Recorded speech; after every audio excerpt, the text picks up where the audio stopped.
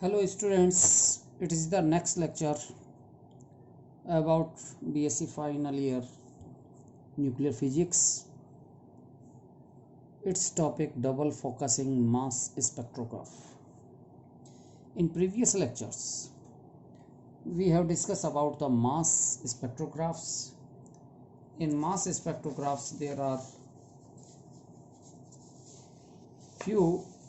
many features and parts by which we can get the mass of particles. Double focusing spectrograph भी इसमें से एक है। जहां शब्द डबल फोकसिंग का है, द्विफोकस का है, तो यहाँ पर दो भौतिक राशियां हैं कण से संबंधित जिनका फोकस होता है। इसमें पहली राशि है संवेग या फिर वेग, और दूसरी चीज इसमें फोकस होता है दिशा। तो दो मेन राशियां हैं, इन दो मेन फीचर्स का यहाँ फोकस होता है।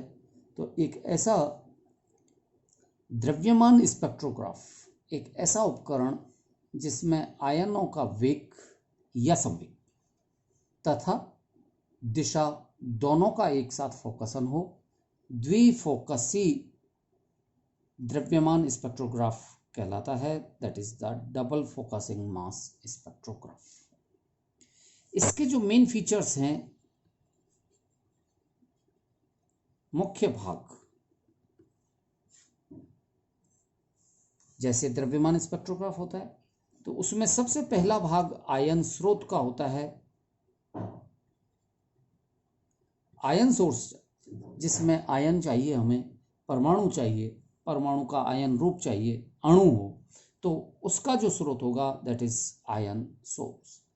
पर्टिकुलर डबल फोकसिंग स्पेक्ट्रोग्राफ में हम लोग जो उपयोग में लेते हैं उसमें एक विसर्जन नलिका होती है। ये विसर्जन नलिका है।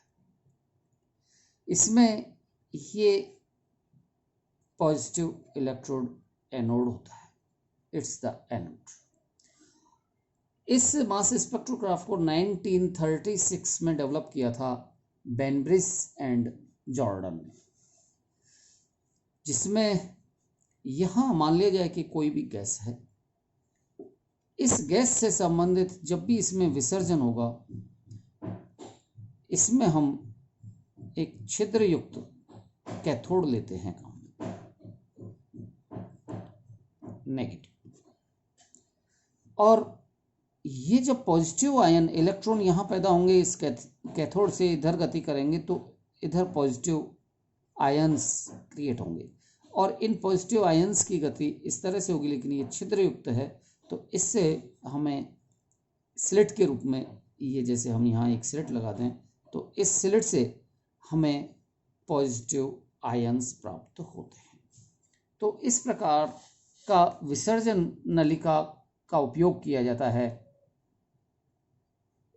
डबल फोकसिंग मास स्पेक्ट्रोग्राफ में। यहाँ पॉजिटिव और नेगेटिव इन दोनों इलेक्ट्रोड्स पर विभव लगभग 20 किलो वोल्ट का डीसी वोल्टता आरोपित की जाती है, जिससे पॉजिटिव आयंस को एक पर्याप्त ऊर्जा मिल जाती है, और ये ऊर्जा U = QV इस तरह से होती है जूल में। तो ये ऊर्जा लेकर के ये आयन यहाँ से गति करते हुए आगे निकलते हैं। इन आयनों में खासियत ये है कि इनका द्रव्यमान अलग अलग हो सकता है, डिफरेंट हो सकता है, इनके वेग भी अलग अलग होंगे, और जब वेग भी अलग अलग होंगे तो संवेग P momentum it will also different. It means we have a beam of ions having different masses and different velocities. इस तरह की एक बीम है, और डबल फोकसिंग वाला हमारा जो द्विफोकसन का ये मास स्पेक्ट्रोग्राफ है, ये इनमें अलग अलग द्रव्यमान के इन कणों को अलग अलग हमें विस्थापित कर देगा। ये चीज़ हमें डेवलप करनी होती है। इसका दूसरा फीचर सेकंड एनर्जी फिल्टर होता है। जैसा कि विद्यार्थियों आप लोगों ने पिछले चैप्टर में देखा, एनर्जी फिल्टर एक ऐसी डिवाइस, ऐसा प्लेस है, ऐसी युक्ति है जिसमें केवल एक समान ऊर्जा के कण ही पार होते हैं। इस ऊर्जा से कम या इस ऊर्जा से अधिक के कण इसमें से बाहर नहीं निकल पाते। और इस प्रकार के कणों को बाहर निकालने के लिए हम एक वृत्ताकार,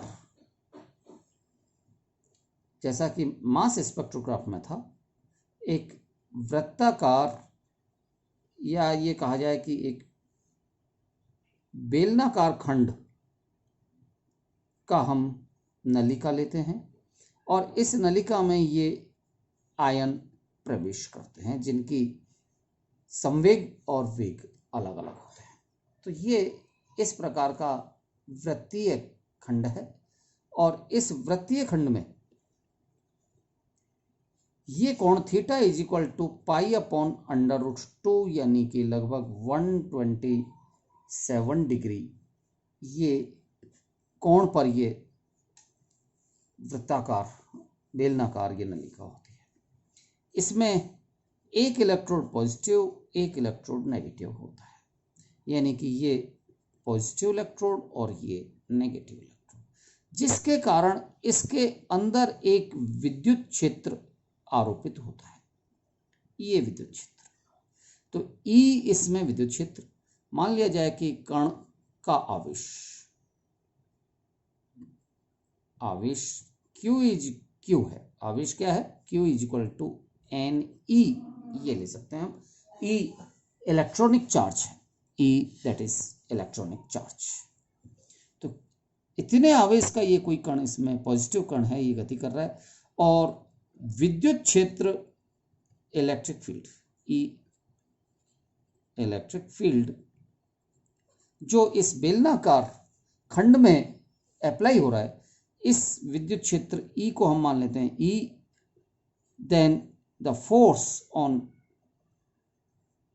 mass on this charge particle that is F is equal to QE। एक तो ये बल होगा और चूंकि ये एक बेलनाकार इस तरह से वृत्तीय खंड है तो कण की गति वृत्तीय गति हो जाती है और इस वृत्तीय गति के कारण कण पर एक दूसरा बल F भी कार्य करने लगता है जो कि सेंटीपिटल फोर्स होता है, अभिकेंद्रीय बल और अपकेंद्रीय बल के रूप में होता है, that is mv² upon r and its direction r cap. तो यहाँ पर ये डायरेक्शन भी r कैप है, ये डायरेक्शन भी r कैप है, एक दूसरे को ये बैलेंस करते हैं और इस बैलेंसिंग में mv² upon r it will equal to QE, means mv² is equal to QRE और Q की value NE R into E। यहाँ R इसकी वक्रता त्रिज्या है, R, इसको कैपिटल R भी लिख सकते हैं, स्मॉल r भी लिख सकते हैं। तो ये R, its value is mv², so the energy U is equal to half mv² and its value NE R E upon 2। इसका मतलब यहां से ये जो पार्टिकल इसमें से चलेगा और ये पार्टिकल यहां से केवल वही पार्टिकल निकलेंगे जिनकी ऊर्जा U ऊर्जा होगी। So it is known as energy filter और इसकी क्रियाविधि बिल्कुल उसी तरह से है जैसा कि सिंपल मास स्पेक्ट्रोग्राफ में इसकी क्रियाविधि होती है। एक सिंपल मास स्पेक्ट्रोग्राफ, उसमें जो हम एनर्जी फिल्टर लेते हैं वही एनर्जी फिल्टर का कार्य ये किया जाता है। ये है, तो ये एक एनर्जी फिल्टर है। इस एनर्जी फिल्टर में कम दाब हम रखते हैं। It is the pressure P is 10⁻⁻⁶। इतना कम दाब हम रखते हैं इसमें, -6 मिलीमीटर mm ऑफ Hg, इस रेशियो में हम इसमें रखते हैं। इसकी रेडियस R जनरली 25 सेंटीमीटर के आसपास होती है। और इस प्रकार के ऊर्जा फिल्टर से हमें केवल वही कण बाहर निकलेंगे जिनकी ऊर्जा U ये होगी। इसके बाद तीसरे जो इसका फीचर है, तीसरा भाग है, वो है संवेग फिल्टर। इट इज संवेग filter means momentum filter. It's the momentum filter.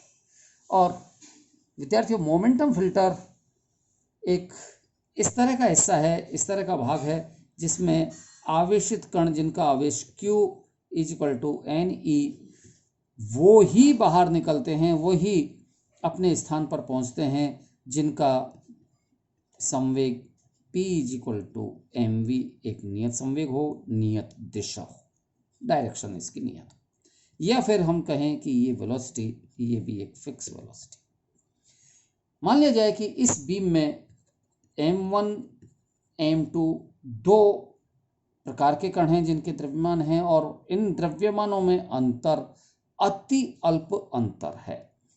इस अंतर के कारण इनका संवेग, ये संवेग भी चेंज हो जाएगा, और इस संवेग के चेंज होने से इनकी दिशा चेंज हो जाएगी, और इस दिशा के चेंज होने से मान लिया जाए कि इन कणों की गति में थोड़ा सा बदलाव आ जाए, और एक कण ये इस तरह से पहुंचे और यहाँ पर हम एक फोटोग्राफिक प्लेट रख दें, तो फोटोग्राफिक प्लेट पर ये दो बिंदु हमें प्राप्त होंगे, या फिर दो लाइनें, तीक्ष्ण लाइनें प्राप्त होंगी। तो इस प्रकार ये फोटोग्राफिक प्लेट पर ये कण प्राप्त होते हैं। विद्यार्थियों, द्रव्यमान डबल फोकसिंग के इस द्रव्यमान का फिगर के रूप में हम एक्सप्लेनेशन इस तरह से करते हैं।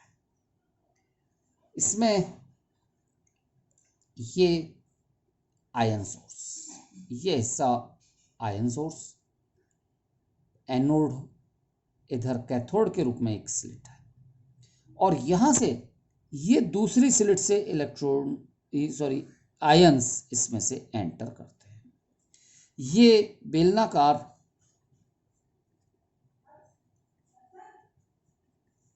ऊर्जा फिल्टर, बेलनाकार ऊर्जा फिल्टर, और यहां से इनमें एक विद्युत क्षेत्र कार्य करता है। इस विद्युत क्षेत्र के कारण आयनों की गति वृत्तीय गति हो जाती है। इनकी ये त्रिज्या r, that is 25 centimetre. Angle theta, it's value π/√2, that is 127 degree. विद्युत क्षेत्र E है, जैसा मैं अभी आपको बता रहा था। इस विद्युत क्षेत्र के कारण E विद्युत क्षेत्र, इसके कारण इस पर बल लगेगा F = QE, और वृत्तीय गति विद्युत क्षेत्र के कारण होती है, जिससे अपकेंद्रीय बल mv²/r कार्यरत होगा, और ये दोनों बैलेंस होंगे। तो यहाँ से इससे जो आयन बाहर निकलेंगे, ये आयन केवल वे आयन ही होंगे जिनकी ऊर्जा नियत ऊर्जा होगी। तो ये आयन एनर्जी, ये वाले आयन एनर्जी फिल्टर्ड आयन, यानी कि इनकी ऊर्जा एक नियत ऊर्जा है, और यहां पर ये एक संवेग फिल्टर के रूप में होता है। खंड चुंबकीय क्षेत्र इसमें कार्य करता है, और इस खंड चुंबकीय क्षेत्र में इन कणों की गति इस तरह से होती है। जैसा मैं अभी विद्यार्थियों बता रहा था आपको संवेग फिल्टर, तो संवेग फिल्टर में इसकी मैकेनिज्म इस तरह से हम देखते हैं कि संवेग फिल्टर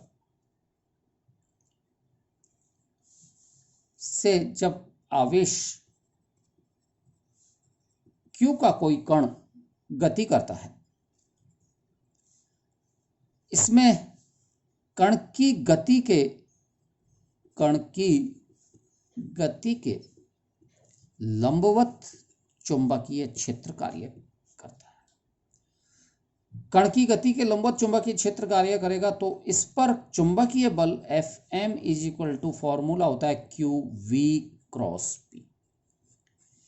इस फॉर्मूले से वैल्यू मिलेगी QVB sine theta N cap, और यहाँ साइन थीटा की value sine theta is equal to 90 degree because it's the perpendicular magnetic field.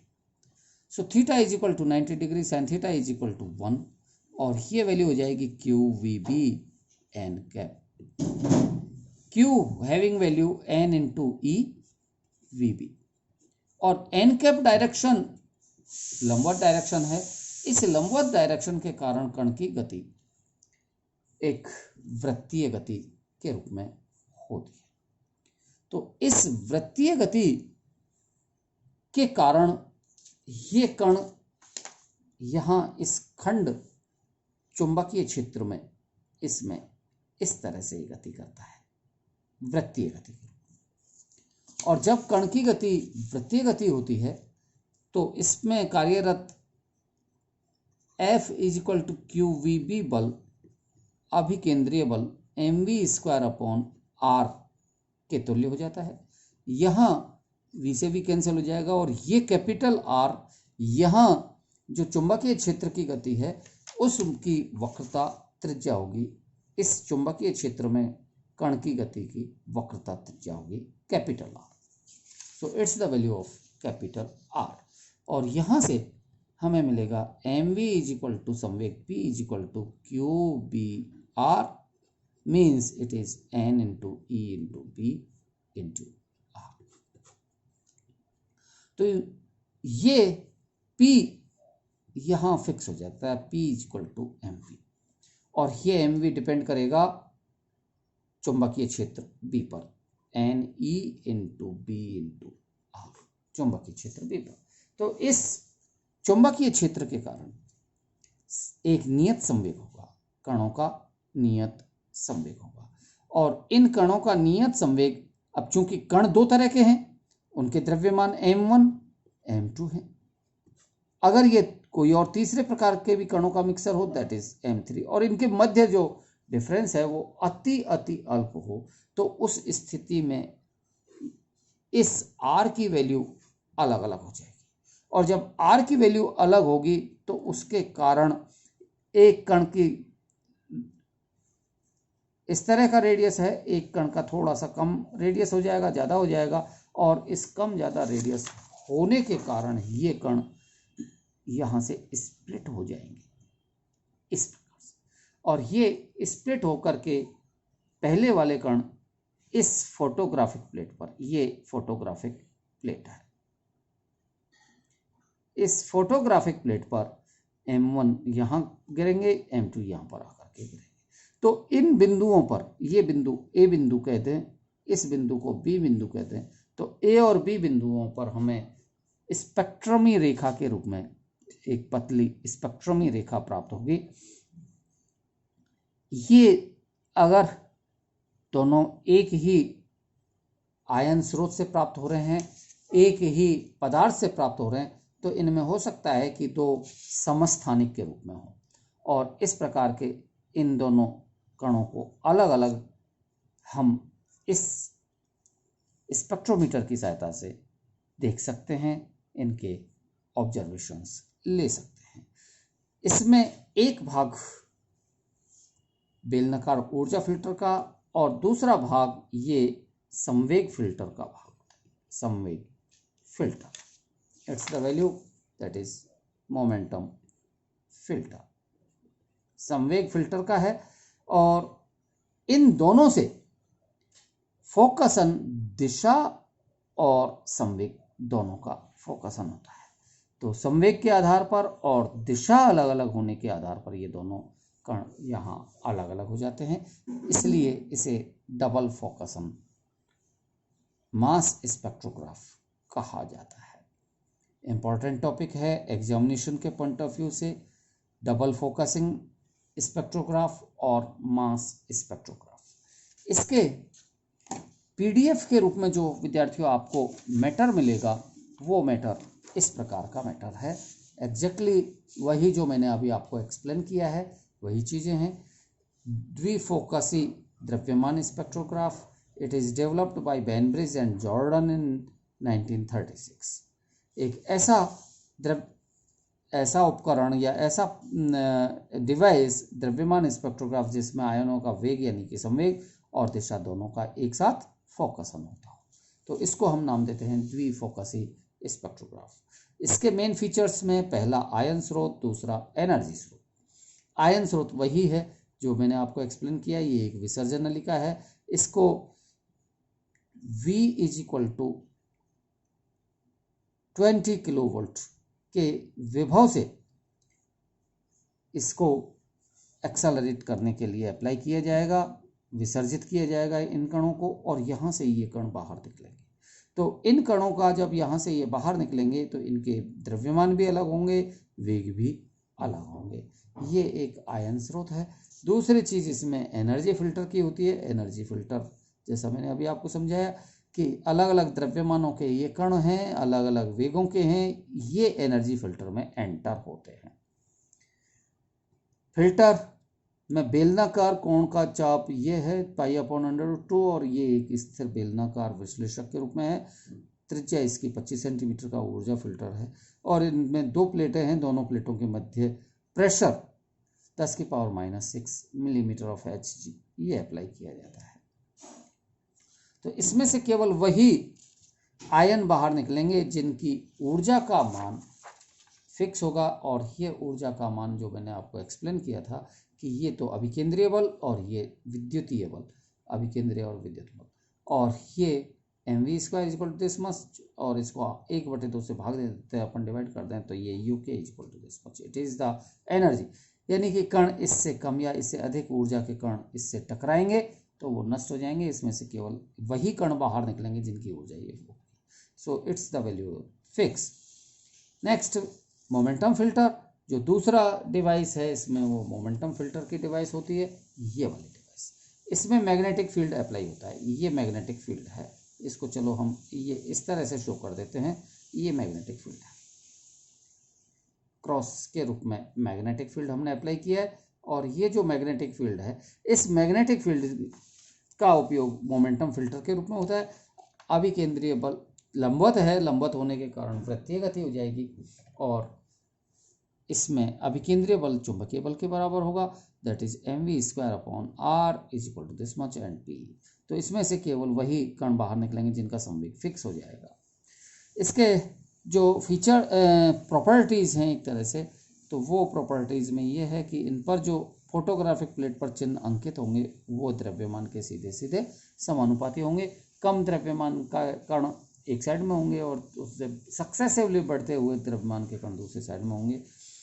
इसमें स्पेक्ट्रोग्राफ की विभेदन क्षमता बहुत अच्छी होती है। इसकी विशेषताओं में परमाणु द्रव्यमान का मापन अति शुद्धता से होता है, और तीसरी बात पॉजिटिव आयनों की ऊर्जा एवं संवेग फिल्टर से दिशा तथा संवेग फिल्टर से दिशा एवं वेग दोनों का ही फोकसन फोटोग्राफिक प्लेट पर उच्च तीव्रता के रूप में प्राप्त होता है, जिसका आसानी से अंशांकन किया जा सकता है। तो ये एक टॉपिक था डबल फोकसिंग मास स्पेक्ट्रोग्राफ का।